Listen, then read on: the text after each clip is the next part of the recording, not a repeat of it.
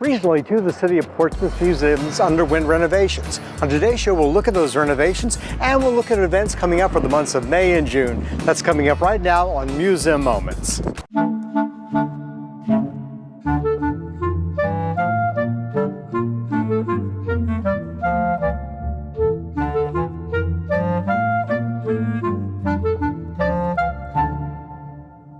Welcome to Museum Moments, the show that's your window into what's happening right here in Museum City, Portsmouth. I'm your host, Rob Lauer.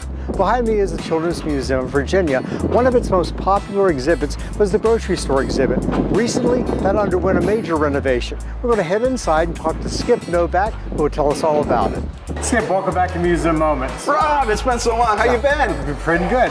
Now, this looks pretty different from the way it used to look. We're here at the Children's Museum in the grocery store display. The Wegmans grocery store display. Okay. Yeah. So that's a new name. It is. The Wegmans, it has a long and storied history up in New York. Right. And they've moved down here. They've opened up a store in Virginia Beach, and they decided to sponsor our grocery store. We've had sponsors, grocery store sponsors in the past, and they would come in and they would redesign everything and bring in their products, and of course we're very happy to let them do that. It's a win-win, for the public and private partnerships. Right. Wegmans wanted to do it. Our old sponsor is gone, and so we said yes. So they came in and they remodeled and they refreshed, and what you see is some pretty amazing things. I know the barn's a different color. Yeah, the barn used to be red. It was distressed, and a lot of people don't know this. That's an actual real barn. Oh, really? From up in New Jersey, New York's area. It was a real barn that when we renovated the museum 9 years ago, our fabricator went up there, took it, and brought down a real barn for us. And of course the cow is still the same. Yeah, the cow has not left. I don't think we're ever going to get rid of our cow, although it does have new markings on it. Okay. But everything else really is different. And it's more like a modern grocery store. It is. I mean, from the awning all the way to the little cafe, the coffee shop area in here, everything is pretty much freshened up and like a new modern grocery store. Like at Wegmans, you can get coffee and things like that, sandwiches, treats, like at almost any large grocery store. And the same thing that is here now.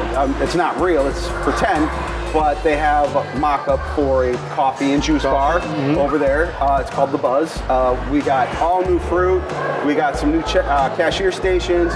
We've got hot cafeteria style serve yourself area. Like the buffet? Yeah, like the buffet. On the way home from work, you go to the buffet and... Well, I just go to the chicken wings. Yeah. And then we've got all new groceries. We've got 2 grocery stands here, and around the corner we have 2 large grocery stands. Some of the interactives that they brought in are these large magnetic pictures, like one is a cell phone, and it's like your grocery list that you would have on your cell phone. Right. And you just move magnetic tiles onto there, like, oh, I need oatmeal, so you put oatmeal there. Oh, I need strawberries, so you put strawberries over in the fruits and vegetables section. It's really neat. They also did one for the juice bar, where you could pick your vegetables and fruit and liquid that you want to use in that. So that's really, really fun. So it's been popular? Extremely popular. We've had to keep kids out of here.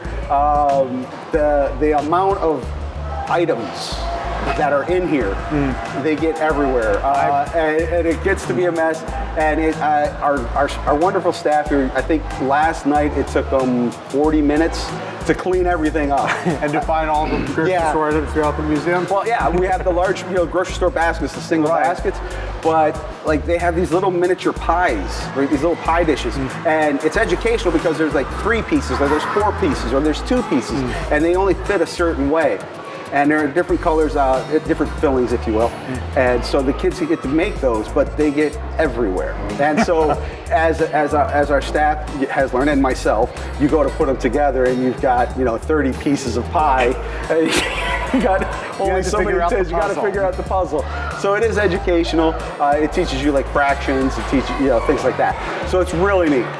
Great. So we did keep our chickens. They did get a little refreshed. We do still have our eggs. And you put a protective glass around them because I know the kids love to actually touch the chickens. They like to, well, not just touch. They tried to tear the chickens out, the straw and everything. and our wonderful fabricators up in Dulles, X Plus, they did that for us. So they're more protected. We went through a lot of chickens. Nobody knows that. Don't tell anyone. We went through a lot of chickens in the past. Okay, so heading into the summer, what are the hours here now? Well, we're open Tuesday through Saturday, 9 a.m. to 5 p.m. Sundays are 11 to 5. Now, Mondays, we're closed, with the exception of a holiday. Okay. If it's a national holiday, like Memorial Day, we will be open. Okay. Labor Day, we are open. Monday holidays, we are open. Okay. Even in the summertime. Throughout the rest of the school year, we're always open 7 days a week. Though. Okay, great. Fantastic. Well, thanks for bringing us into your grocery store. You're welcome. You want to go get a cup of coffee? Sure, let's go. Okay. The Portsmouth Art and Cultural Center, housed in the Old City Courthouse on the corner of Court Street and High Street, offers exhibits and activities throughout the year. Recently, we sat down with Stephen Grunnet, who told us about what they have on the calendar for the months of May and June. I'm joined by Stephen Grunnet from the Portsmouth Art and Cultural Center, who is here to tell us about events coming up in May and June, and also to play the string instrument. Oh, well, I'm going to be showing you this stringed instrument, Rob. I do not play, I'm sorry. But you will get a chance to hear someone play it if you come on the right days during some special events we have coming up. So I'm going to tell you a little bit about what's going on here at the Portsmouth Art and Cultural Center during the months of May and June. We have actually extended one of the exhibits that the curator Gail Paul created called Horizons, and it features a multimedia range of artists from different parts of our country and region that all celebrate plant life. Wow. And so it is a beautiful exhibit. You know, whenever you bring Mother Nature into the picture, you know the artwork is going to be fantastic. Yep. And in that gallery upstairs, it looks stellar. So we also have an exhibit now that's open on the first floor, and it features photographs by artist and founder of the Music Maker Relief Foundation, Tim Duffy. And Timothy Duffy does not use digital photography. He actually uses a wet plate collodion process for developing his film. So this is quite an old technique that was used during the 1800s, which is interesting because his subjects are folk musicians, which are singing and performing on instruments, music that comes from the 1800s during this country's history. So these are black and white photographs of excellent quality. They're platinum palladium prints. And then we're going to have some programs that relate to that. So starting in May, you know, we always have this first weekend series. So every first Saturday of the month, we waive admission and we'll have a special program. And every first Friday of the month prior to that, music right here. We have music in the courtyard if it's nice, or we can move it inside if the weather's nasty. But before that first Friday, on Thursday, May 2nd, the music makers have found some of the musicians photographed in our exhibit to come and perform. So this is going to be a program we are repeating from last year called the Music Maker Blues Review. And it's going to be at Roger Brown's. It's $25 per person, and you can get your tickets through the Virginia Arts Festival. Okay. So we will also be open, so people can come and see the exhibit that evening as well, and then head over to Roger Brown's. The event starts at 7 o'clock, and there's about 3 performers that will be here that are featured in the exhibit. Pat Mother Blues Cohen is actually one of them that was on last year's invitation, and she's going to come along with a returning artist, Cool John Ferguson, who plays the guitar. Now, this guitar is made by a local artist here in Portsmouth. His name is Cameron Woods, and he made this out of a cigar box. Wow. And his work is also featured in this exhibit with the photographs. So there's a lot of folk art that goes along with these photographs that not Tim Duffy didn't create, but folk musicians and folk artists did. And Cameron Woods is going to be coming in June. So the first Saturdays will start in May. We'll have a special art activity with one of the artists in the Horizons exhibit, Lynn Frayling, and she'll be doing a make and take art activity. And we'll have music by the Who We Are Not trio, and they're going to be performing during the market. Every Saturday now we'll have a farmer's market around the courtyard where we're sitting. And in June, the first Saturday will actually land on June 1st, but it doesn't follow the first Friday. So we're going to be actually having 2 first Saturdays. And for the first one, we're going to have the Rhythm Project steel pan group come and perform on their steel pan drums right here. And then following that, Cameron Woods is going to come and he's going to bring in some more of these cigar box guitars to show people. And Susan Healy, who's a local musician, she's going to be coming to play these, and she's also going to be bringing some of her own unique instruments like a hammered dulcimer and some Celtic instruments to play. This one, like I said, is for sale in our gift shop. It's only $140. Now I might just purchase that right here and now, but I'll have to consult with the gift shop manager before I do so. But so that's going to kick off the first weekend in June, and then the following first Saturday on June 8th, we're going to have MSG Acoustic Blues Trio, and they're a Piedmont-style blues group, but they're based here in Tidewater, Virginia, and I've seen them before. They're one of my favorite local acts here in the Tidewater area. And then this photographer that I was telling you about, Tim Duffy, he started the Music Maker Relief Foundation. He photographs these folk musicians, but he also helps them to make some money, because a lot of them can't. A lot of them are very poor. They're self-taught musicians, have disabilities. Many of them are veterans, and yet what they do for the music history in our country is very important, because they are helping to pioneer some of the country's original indigenous folk music. So if they need glasses, he'll help get them glasses. He'll get them medication if they need, if they become sick, and he'll also, most importantly, find them places to perform and earn some money, like when they come and perform here at Roger Brown's. And he's going to be here on June 8th, and he's going to give a presentation about his work as what he calls an ethnomusicologist in an illustrated presentation at 1:30. So after the market and the MSG Acoustic Blues Trio is finished performing, he will then give his presentation later in the afternoon at 1:30 and talk about his work. So I think that's going to be very interesting. It sounds like it. Yeah. I'm impressed by the amount of the performing arts that's being emphasized here. We're going to focus a lot on that. That's great. During the months of May and June, and hopefully the weather will be as nice as this. This is beautiful. Well, thank you for coming out on this beautiful day and telling us what's coming up, Steve. Oh, my pleasure. Thank you very much. When we return to Museum Moments, we'll walk down the street and have a look at the newly renovated Naval Shipyard Museum. So stay tuned. We'll be right back. There's a place where imaginations are sparked, where curiosity's reward is laughter, where history comes to play, and entertainment choices are many.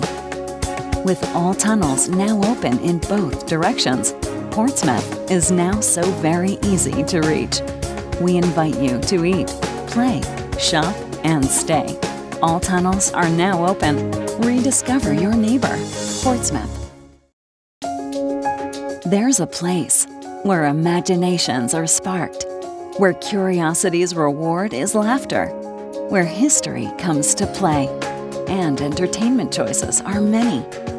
With all tunnels now open in both directions, Portsmouth is now so very easy to reach. We invite you to eat, play, shop, and stay. All tunnels are now open. Rediscover your neighbor, Portsmouth. Welcome back to our May-June 2019 episode of Museum Moments. Recently, the Naval Shipyard Museum underwent major renovations. We're going to walk down the street and we're going to talk to curator Diane Cripps about those changes. Diane, welcome back to Museum Moments. Thanks, Rob. Well, congratulations. The Shipyard Museum is now reopened after some renovations. It is indeed, yes. Great. So can you tell us what has been done here? What's the work that's been done? We had some very kind of unglamorous renovations that people might not actually notice, but they're pretty important for a museum environment. We had some asbestos removal, as you might expect for an old building. This building is more than 100 years old. It's been adapted, as all the Portsmouth museums have to be what it is, which is a museum building.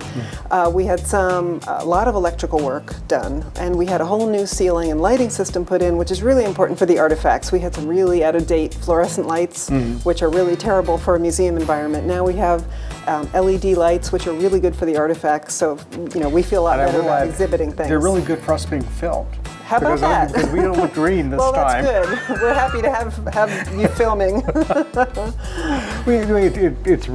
It's quite beautiful here, just with the light change. We've noticed it's changed even the existing colors of our exhibits, most of which have stayed the same. We've got some significant artifacts that we've had conserved that are now on display. But we are really enjoying the way the lights make it look in here. And we've also had an accessible restroom built. As with any old building, you have to bring some things up to code. So that's an improvement too. The Shipyard Museum is up. What is the history of the museum? It's the oldest of the 5 Portsmouth museums. It actually started out on the shipyard. Norfolk Naval Shipyard is about a mile south of here. It's a secure, government facility, so there aren't any tours available. So we like to, hope that we help visitors understand how significant it is in the history of Portsmouth. But about 1949, the shipyard commander said, we're a very historic facility, we ought to have a museum. And he put out a call for artifacts, and it was documented in the shipyard newspaper, which is called Service to the Fleet. And he had no trouble at all assembling a collection of things, and they took some space in a building in the north end of the shipyard and designated it as a museum. And we have some pictures of what it looked like in there on the first floor. It was a big open space. Lots of displays of photos, paintings, swords, weaponry, things like that. And they kept it there for about 10 years, and then, as happens on the shipyard many times, they needed that space for administrative purposes. So about 1959, 1960, the city took over the operation of the museum by moving it here. And this building that we're in is the remnants of the car ferry system, where you used to be able to drive your car in the ferry boat and go to Norfolk, whereas today you can take the commuter ferry. Right outside our front doors here used to be a big building with arches that you drove through with your car, but this was the maintenance building off to the side, where the ferry's, maintenance equipment, tools, and things like that were kept. So this was never even built to be accessed by the public? Absolutely not. It was an industrial building. It's a big masonry cube. It used to have kind of factory-style windows and big doors, but it was an industrial space. And so there was a civic group in town, Civic League, I think, that raised money to rehab the building. And there's pictures of it, completely gutted. They started over. They added our little front entrance, of course, and restrooms and offices upstairs. And that's when the collection began to be exhibited here. And when visitors come, we do like to help them understand the names of things, first of all, because this is the Portsmouth Naval Shipyard Museum because it's run by the city of Portsmouth. And then we compare that to Norfolk Naval Shipyard, which of course is located in Portsmouth, but named for Norfolk because the Navy does that sometimes, names things for a nearby place that's the biggest place. And that there is a Portsmouth Naval Shipyard, but it's in Kittery, Maine. So it's kind of this roundabout discussion that we hopefully helps people understand why things are called what they are around here. I don't know if it's logical, but...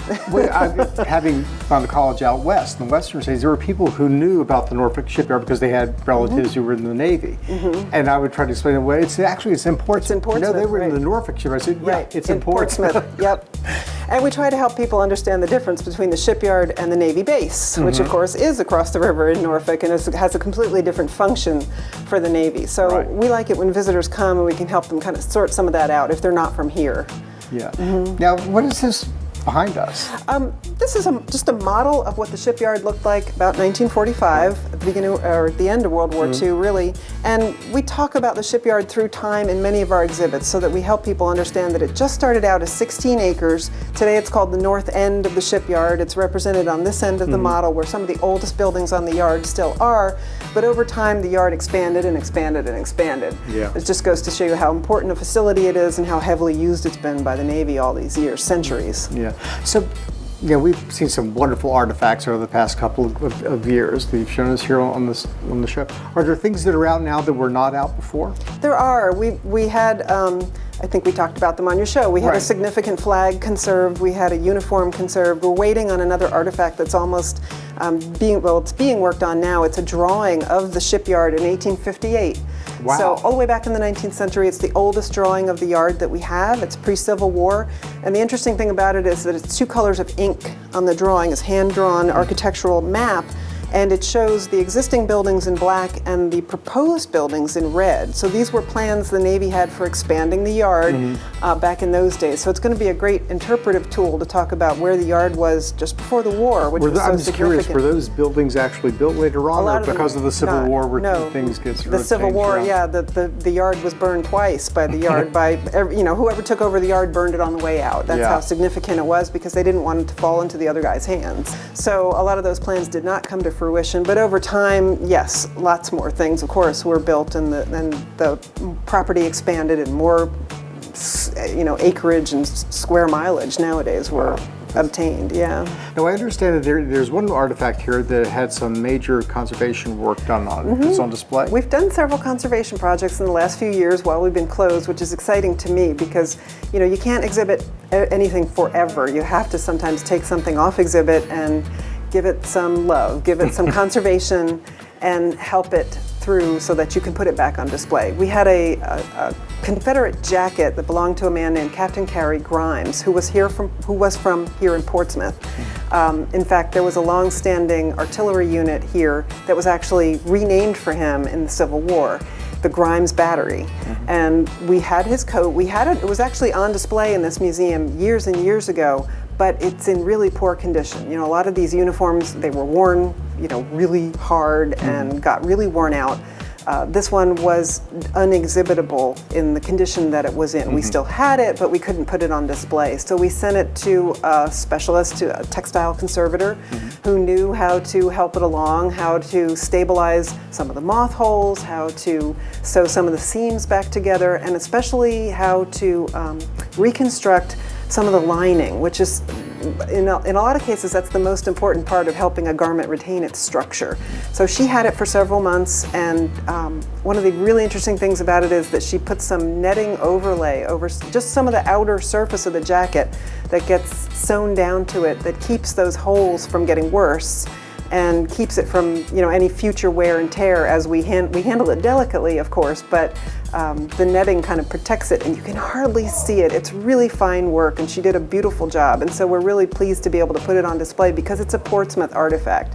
It's it's from right here in town, and it was part of the history here in Portsmouth. So it's a great thing to be able to put on display. Do you have any events that are happening here, say in months of May and June? We're looking forward to Memorial Day. That's always a big day in Portsmouth because of the traditional parade that's been going on so long. And we're having a wonderful reenactor come on that Memorial Day Monday. His name is Jim Collier, and he does a World War II recruitment tent, and he comes dressed as a recruiter, and he will sign you up to join the Navy. And he's got a manual typewriter, and he'll sit you down and explain what you're getting into as you're joining the Navy, and he'll type out your enlistment form, and you go home with that as a souvenir. And he's really a lot of fun. He brings a lot of artifacts, and so he'll have a big tent out front that day. We'll have free admission, and the museum will be open.